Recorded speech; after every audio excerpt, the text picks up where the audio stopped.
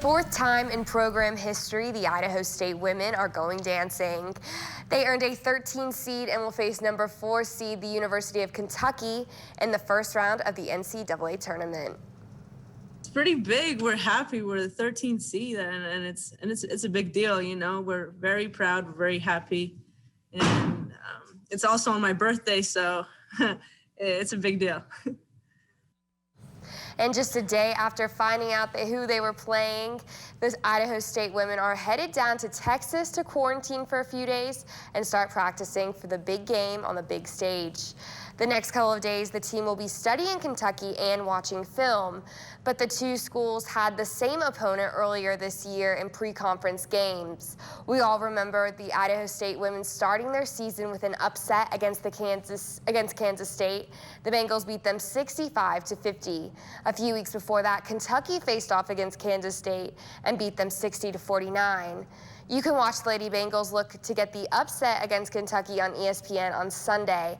Tip-off is at noon. As the team prepares to be in the national spotlight with coverage from all over, head coach Seton Sylvesky hopes that it will be the team's chemistry and culture that people will remember them by. Our culture that we have, how which leads into what you just said, chemistry. We have this great chemistry because I think we have a really good culture and everybody understands each other and everyone loves each other. And that's what makes us good. And that's the essence of it all. That's what makes us one of the best right now. The Boise State football team is pausing all athletic-related activities due to an upward trend in COVID-19 cases and absences due to contact tracing. In a statement, the Broncos athletic director Jeremiah Dickey stated that the health and safety of the student athletes, coaches, and staff is always their primary concern. And at this point, the university's athletic department felt it was in the best interest of the program to pause all activities. The team began spring football practice just this past weekend. Before the start of spring football practice, Boise State conducted weekly PCR testing for 50% of the team.